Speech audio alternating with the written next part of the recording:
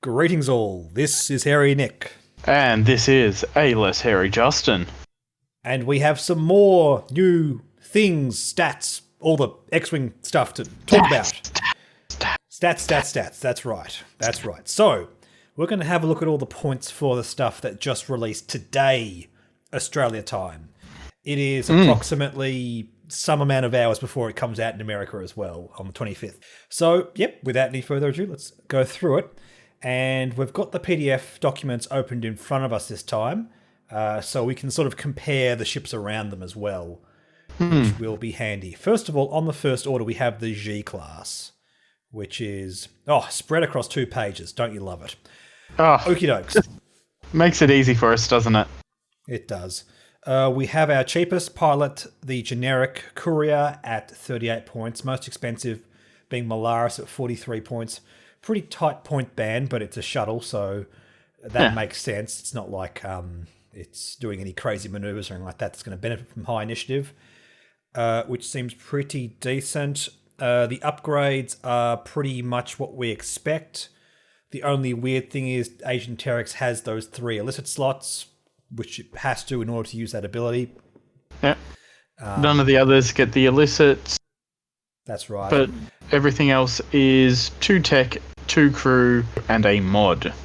Yeah, pretty much what we expected. Having 2 tech is good. It's the same as the Upsilon, but we haven't really seen any crazy combos with that. We haven't even seen crazy combos with the 3 crew you get on the Upsilon yet. Well, I think it's also the fact that the Upsilon doesn't have hyperspace legality, so this is the first shuttle that is hyperspace legal for the First Order. Yeah, and perhaps it's a case of until those kind of really good upgrades comes around, there's just not going to be great options. The 28 point buy-in cost, or was it 38 points? 38 points, sorry, they got that wrong. Puts it just underneath a TIE Baron and a bit above the TIE SF, which we don't really have great context for this yet. It's way cheaper than the Upsilon, but it's also got way less health overall, attacks with 1 less dice, so I think that all seems pretty fair enough. There's nothing crazy about it. I think the fact that it does have fewer upgrade slots, and the fact that we're not really making use of the multiple crews in the Upsilon just yet, means it's probably just going to be the more efficient option until there are good crew options on the First Order. Well, I think even then, when we first had, the last time we had Upsilons being played, it was the 3 of Upsilons, and they weren't using crew anyway. So yeah, exactly right. And they've been adjusted to reflect that. So it's not really what FFG want to be happening with these ships. So look, I think this lands it at a very nice, safe place in terms of having a good support role. So I dig that. That's not much to say about it. Seems pretty decent. Just scrolling down the page a bit more, do we have, a few upgrades here? Okay, we have Pyre at 5 points, Terex at 6 points, Molaris at 7 points, and the Sensor Boy at 4 points. That seems pretty good. Yeah. Now, the Sensor Boy is only for a medium or large ship, and it is limited to 1, so you can't have it on multiple ships. Yeah, okay. That's fair enough. Yeah. Perhaps it could have been more expensive if that wasn't the case. So, it feels like it's a good points cost. It's something that you can go, I can just throw that in, and it's not going to cripple your list. Yeah. A bit more flexibility through its limitation, if that sounds any weird. Terex at 6 points is interesting.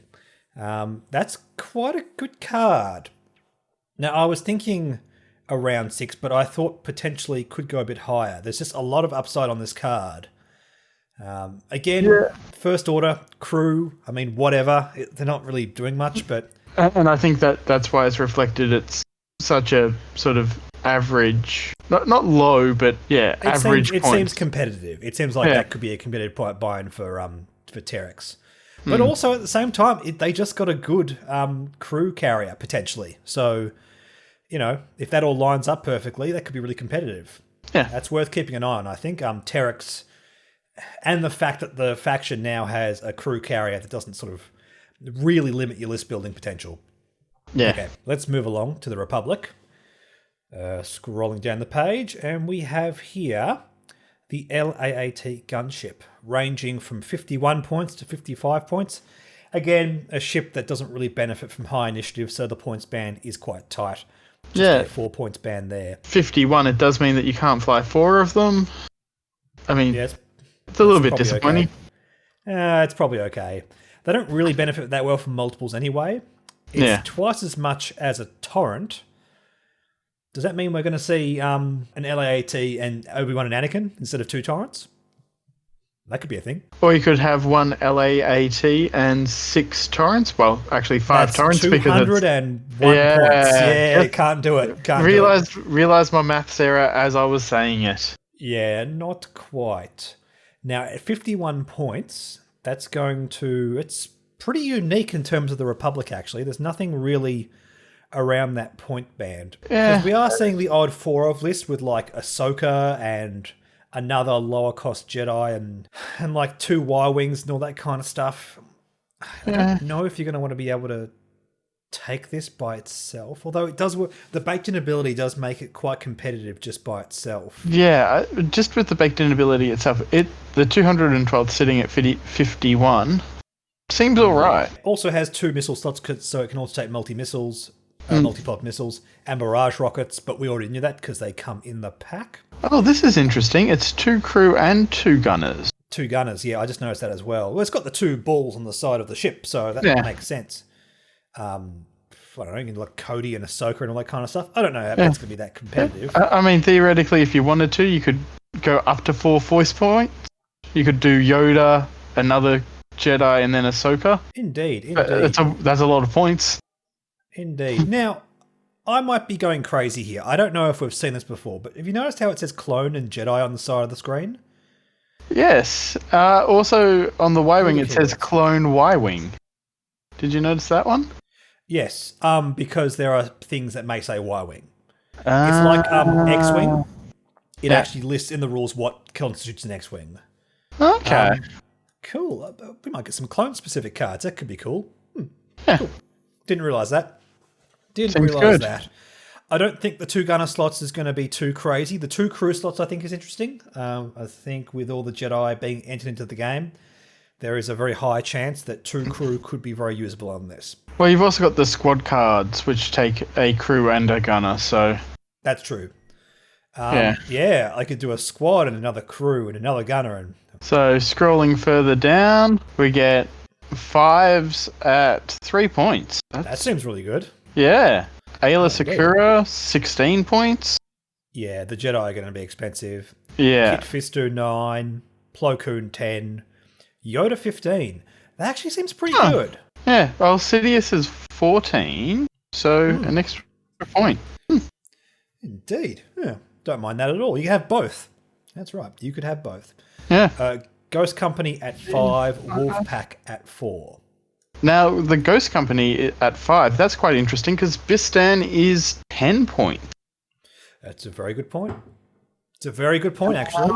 Bistan is not meta irrelevant. He's play occasionally on Dash. Yeah, I'm down for that. I'm down for that indeed. Yeah, sweet. Rex is also 4 points. Not a very exciting card, Rex, but that's okay. Yeah, like a few of these crew options seem really competitive. Given that we're not seeing many things with crew at the moment, I suppose that makes sense. Okay, Seppies, the droid gunship. Ranging from 34 to 42 points, making it pretty much on par cost-wise with the Belbalub, just a hair less, which is good. Yeah. Which is really good. I mean, that means that there are obvious places where you can try it out, and given that in terms of its raw output, in terms of damage, it's not too far off being a Belbalub, it plays a very different role in your list, but I can't see why you couldn't swap those out. They've all got TAC relays as well. Yeah, and also some of them have, well, all but one have crew. It's very interesting to have a crew. Indeed, so you can put like General Grievous and stuff like that on. That seems pretty decent. Also, this is weird. We only have cannons on the Geonosian prototype. So the Geonosian prototype reads, when you perform a missile or cannon attack, you may remove 1 tractor token from the defender to re-roll up to 2 attack dice. So that's why it has the synced laser cannon as an option as well. Or you can take like a heavy laser cannon or something like that. Don't know how much this ship wants to rely on its bullseye firing arc though. Yeah, cool. It's an interesting choice, and it also then drops the crew as well. Yeah, well, I think what's most interesting is the fact that it's the only one to have the cannon on it. Yeah. I find that quite surprising. Yeah, I thought this was going to be like the synced laser cannon was going to be a really good card to just have on most of them, but it's only on this ship by itself. I don't know what to make of that. It's cool. 35 points with the synced laser cannon, which we'll take a look at the costings of in a second. Yeah, it seems all right. It seemed right. Let's scroll down past the Nantex. We'll not speak of it. The repulsor lift stabilizer configuration costs 3 points as well, which makes it a little bit more expensive than a Bell Up. Yeah, cool. Yeah, seems pretty good. It seems competitive. The 3 points, it's giving you something that's not normally available to any other ships, so... Yeah, for sure. 3 points very good. That. It seems like a very powerful upgrade. Obviously, we don't have a lot of data surrounding it right now. It's very unprecedented doing slide ships. Side slips even. Yeah, it seems good. 3 points seems very competitive for that. And Kalani at 5 points. Ooh, wow. Now Kalani, this is going to make that very interesting because Kalani can actually give access to the Nantex to a target lock. I was thinking ballparking it with Kraken, and it's 6 points less than Kraken. Yeah. I think this has got quite a chance of moving up if we continue seeing a large amount of play with... Hey, FFG, can we fix the Nantex quickly, please? That makes me a bit nervous, that does. I think that might be a bit too cheap, but we'll see. I might be wrong. I do think Kraken is a little bit more applicable more of the time, but it's very powerful, especially alongside Nantex. Yeah. We sort of... I guess we can't really weigh everything against the Nantex. It might have an emergency points change soon, so that might not be entirely fair. Yeah. Still, 5 points. Very competitive indeed. Now, speaking of synced laser cannon, it's 6 points. Yeah, that seems pretty good. Yeah. So there's very limited ships that it can go on, so 6 points seems fair enough. It seems great on the IG. 6 points, yeah. It's a double tapping with IG-88B with what's essentially a normal attack with a little bit of upside. A lot of people I was chatting to after I made that video said, "Oh, Nick, I don't see what's so big deal about this." I just want to clarify this. We don't get normal attacks on cannons anymore. You've got to get your mind away from first edition where like, oh, Mangler cannon, heavy laser cannon that didn't need the bullseye firing arc. That was all a given. Yeah. This is just a 3 red dice attack with a little bit of upside on a cannon, and that's really good in second edition. Like, really, really good. So you're going to get your robots out? Yeah, I've got to give it a try, man. I've got to give it a try. At 6 points, it's the same as ion cannon and 1 point more than heavy laser cannon, and I'm okay with that. I think that's a pretty good spot for it to be in. Yeah. I absolutely dig that. Absolutely dig that. Scrolling on down, we have the Suppressive Gunner. What does Suppressive... Oh, that was the really bad one. Actually goes down in points, depending on the size of the ship. Yeah. 8, 7, 6, 3 for small, medium, large, huge. Just to remind everyone, while you perform an attack, you may spend a focus result. If you do, the defender gains a deplete token unless it chooses to suffer a damage. 8 points on a small ship, man. Well, yeah. I'd much rather spend an extra point and get a first order gunner. First order gunner for 9. Seems good. I was pretty down on this card when it was spoiled and like, nah. I'm calling it now. It's DOA. They need to reduce those points. I might be completely wrong. I realise this kind of effect where you force your opponent into a bad situation is not that precedented in X-Wing. I just don't think it's going to do anything. I think there are too many good, efficient options to take instead of it. Yeah, that's really underwhelming to me. So I'm going to say DOA. Not interested in that. Moving on, we have multi-missile pods at 8 points. Interestingly, putting exactly the same cost as barrage rockets. We were just having a quick chat about this. Yeah, we're just wondering this building whether or not, you'd rather take the barrage rockets or multi-missile pods. Well, it's a case of, do I think there are different ships that will prefer either, or it'll just be a case of one will prevail ultimately. Now, I know the multi-missile pods works a bit better with Calculate, but still, it's a 180 shot. You still get extra dice under certain circumstances. That seems really, really good. Like, I could even imagine a TIE bomber wanting that if it's going to be the same cost as barrage rockets. I suppose, they've then got to take a lock as opposed to a focus, which seems a little bad because you'd rather have the focus. I know what you mean. The upside with barrage rockets is you don't have to be in locking range to get it to work. Like, you can't fly into range. You can't have your opponent fly in after your TIE bomber and have the lock on them. Whereas if you take a focus with barrage rockets, it doesn't matter what range they are after you do your maneuver. Yeah. So it's upside. I understand that, and that it might push it over the line. I just didn't expect it to be the same. I thought they'd be like this: barrage rockets a hair cheaper, multi-missile a hair more expensive, even if it's just 1 point. But it's certainly competitive. I don't think it's busted at 8 points. It's still the most expensive missile we can take, and I think that's okay. I think that's okay, especially it's very good on the gunship. Moving on, concussion bombs at 3 points. At the end of the activation phase, this device detonates. When the device detonates, each ship and remote at range 0 to 1 is dealt 1 face-down damage card. Then each ship at range 0 to 1 must expose 1 damage card unless it chooses to gain 1 strain token. Okay. So what are we looking at? So concussion bombs for 3 points. That seems really, really good. Yeah. Because the whole thing with concussion bombs is you have to keep dropping them after you drop the first, unless you have shenanigans that can mess around with your charges, like reloads and that kind of stuff. At 3 points, that can't be right.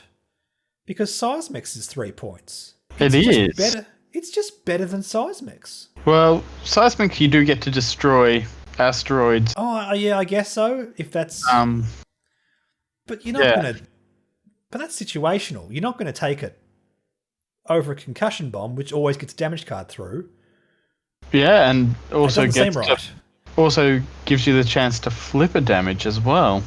Maybe FFG's intention is to make seismic charges cheaper, but because this isn't a points change for them, they can't do that.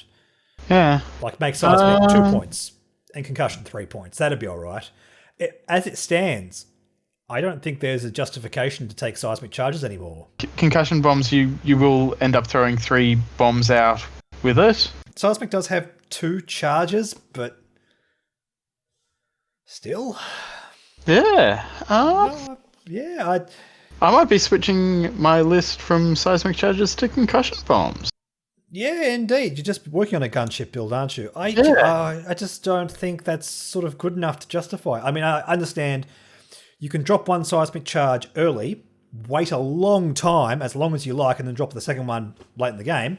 You can't do that with concussion bombs, so yes, it's not strictly better, but the effect is so good compared to seismic charges. Yeah. Yeah, I don't think that really sits right in my mind. Oh well, maybe seismic charges are going down by a point soon, so I'm cool with that. Yeah. I'm cool with that. Moving along, we have Deadeye Shot at just 1 single point. That allows you to spend a hit or turn a crit into a hit to expose one of your opponent's damage cards during an attack. I'll be using that instead of Crack Shot, but... Or Marksmanship. It's sitting around those kind of cards. Bullseye, you can do stuff. Probably like Crack Shot better, to be honest. Yeah. I made the comment, I don't think it's great. It does nothing until you get damage cards in your opponent. Maybe I'm thinking too much like a Spike here, but I just that underwhelms me. But 1 point is correct. 1 point is absolutely correct. Yeah. It's not 2 and it shouldn't be 0. So yeah, absolutely. We've got one final thing with automated target priority. Automated targeting priority is just 1 point. That feels pretty good to me. Well, I like free tokens. I think it's worth the downside of having to force yourself not to shoot the wrong thing. I made the comment last video that it has to be cheap because shooting the wrong thing is game losing. If you fail, if it's a round in a game where you have to get your opponent's ship off the board and they survive and they shoot you like 2 or 3 times after that, that's it. It's a huge swing in your opponent's favour. Shooting the wrong target is a big deal. However, 1 point across the board works on TIE SFs. Well, and we know because of those rules interactions, you can take like concussion missiles and force yourself to not shoot the wrong target with a bit more control. I think on A-Wings as well, that might be pretty good. Because you've got the back arc as well that you can fire from. That's true. Yeah, that's a good point. You just make sure you're pointing in the right direction. So you use the action to make sure you're pointed at something. Now, it doesn't matter if you point forward or point backwards. In either of the situations, you only have one option, or like multiple if they're in the same range. We spoke about that rules interaction in the last video if you want to see that. But I think getting this nice and cheap is good. It basically has to be cheap. I made the comment, if it's like 5 or 6 points, it's you don't want it. No. And it does have the restriction of initiative 3 or lower as well, so... Oh, yeah. Yeah. Chuck it on A-Wing Swarm on the Resistance. Could be fun. Yeah. Terrifying. And we're getting that new A-Wing at initiative 1 as well. We are indeed. That seems like a pretty solid option for that, actually. Yeah. But it's before you engage, though. It's before you engage, so you don't get it for defense. Well, you're less likely to get it for defense. Yeah, so that's it. That's all the new points that we have to talk about in this video. Nothing seems too busted or egregious in my mind. What do you think, Justin? Anything dumb or busted? I'm looking forward to actually seeing some Republic with like a whole bunch of clones. I think that might be nice. Indeed. I think the only thing we're left to worry about is Kalani on the Separatists, but that's mainly because Nantex are so good right now. And as I said, costing these without Nantex in mind makes a lot more sense. Yeah, that's something I'm trying to push away from my mind right now. Yeah. In fact, when I get a chance over the next few days, I do plan on making a video discussing the ethics around emergency points changes and that kind of stuff, because I think a lot of people are talking about it right now. It actually came up in the discussion while we were playing Concord Dawn on TTS. So yes, absolutely worth thinking about at the moment. But for the meantime, yep, cool, fun. Nothing seems too crazy. Go out, buy your expansions and have a grand old time. In the meantime, stay tuned. I no doubt that next Thursday we'll get yet more articles and all that kind of stuff, and we'll have heaps to talk about. And also, in the meantime, if you want to submit a list for the Hangar Bay, because we'll be making 3 videos at some stage over the course of the next few weeks when we have a chance to do that. The next few episodes will be on these new ships.